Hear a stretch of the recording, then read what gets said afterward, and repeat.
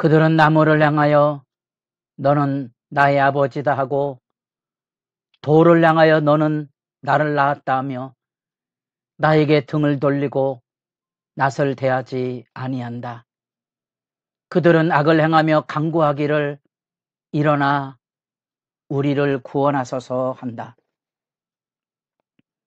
거룩한 새벽의 기도자 여러분, 주님의 말씀을 짚어보며 하나님 앞에 거꾸로져 기도하는 이 시간, 가장 복되고 아름다운 무릎으로 일어나 하나님의 은혜와 사랑을 힘입어 새날을 열어갈 수 있기를 바랍니다.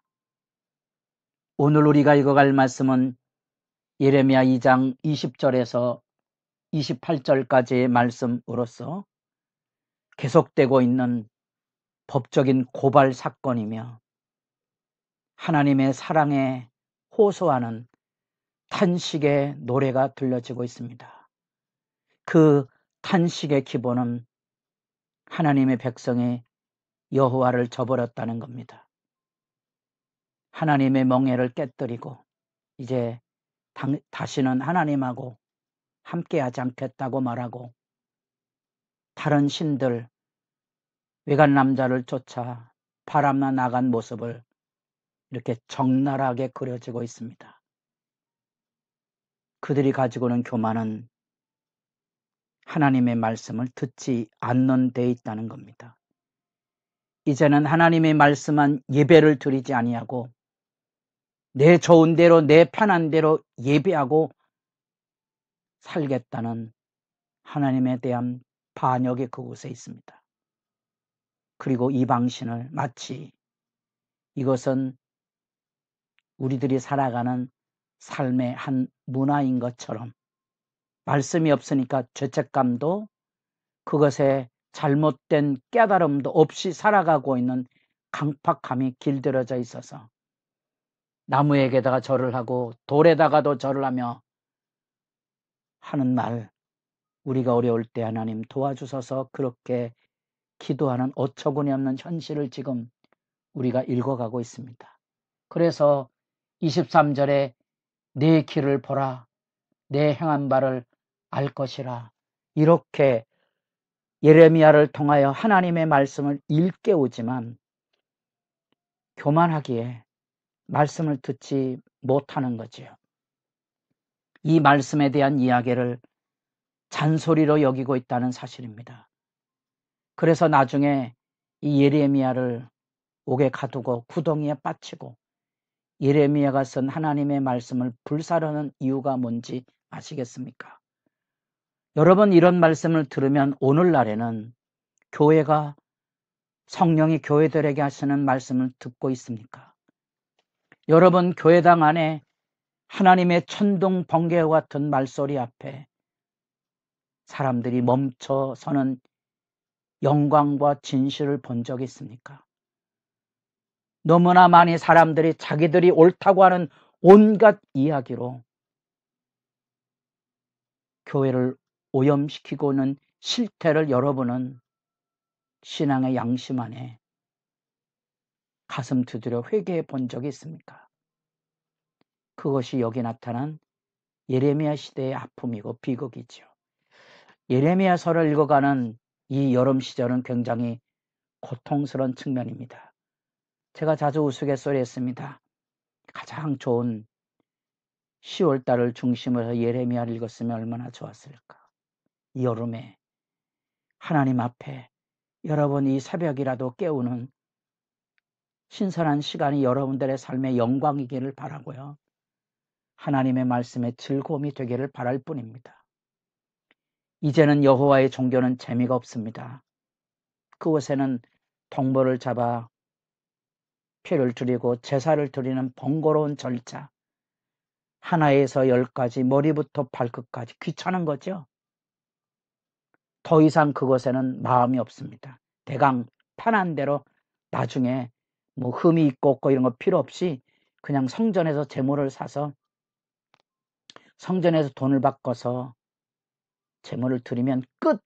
나머지는 이제 이방 종교의 바알 종교의 자리로 나갑니다. 그곳에 가서 먹고 마시고 즐거워하는 아픈 제 기억으로는 1980년대 말 중고등부 학생들을 양육하며 이제 대학부에 올라갈 때 고등학교 3학년 학생들이 70% 이상이 대학교 1학년 가면 이제 세상 속으로 흩어져 가버립니다. 예배 시간이 점점 멀어지거나 이제는 예배는 형식 시간이 된 겁니다. 왜? 제가 자주 그때를 회고합니다. 이제 흔히 말하고 있는 클럽에 나가 본 거지요. 아, 교회하고 춤추고 노래하는 클럽이 대조가 된 다음부터는 다시 교회로 돌아오지 못하는, 그래서 하나님의 교회가 무너질 것에 대한 아픔의 기도를 현장에서 만난 회고를 하게 됩니다. 오늘날에 점점 심화돼 가고는 현실이 무엇을 우리에게 들려주고 있습니까? 이 악의 현실의 탐닉함으로 세상 대중문화가 사람들의 마음을 혼란하게 하고 그리스도인들 자신들도 이 예레미야 같은 말씀들을 귀담아 듣지 않기 때문에 더 이상 하나님의 말씀의 대화는 교회당 안에서 하기 어려운 현실이 됐습니다. 교회당에서 옳고 그른 것은 법적인 논쟁이나 생하지, 하나님 말씀 앞에 내가 잘못하였나이다는 참회와 거꾸러짐은 만나보기 어려운 현실이 되지 않았습니까?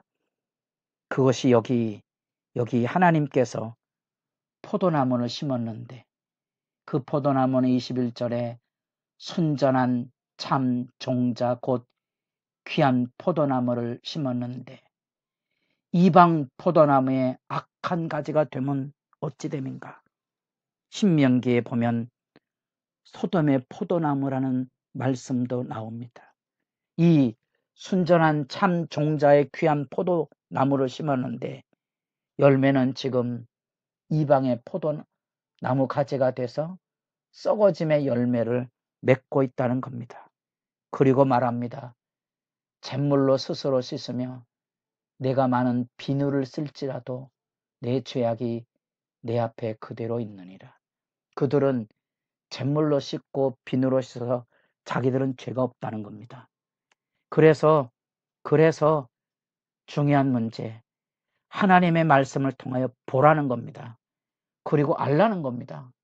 너희들이 골짜기 속에서 내려갔던 그 삶의 자리 안에 있었던 이방을 섬기던 흰놈의 골짜기, 우상숭배의 자리, 골짜기마다 우리 동네 산 등성이 나무 돌에 끈을 묶어놓고 아들 달라 딸을 달라 그렇게 기도했던 이 우상숭배의 전형들이 곳곳에 남아있는데 그들은 그것을 알지 못하고 발정난 암낙타, 암낙위, 이방신을 쫓아 헤매고 있는 그런 뻔뻔함을 보고 있는지를 지금 일깨워주고 있는 겁니다.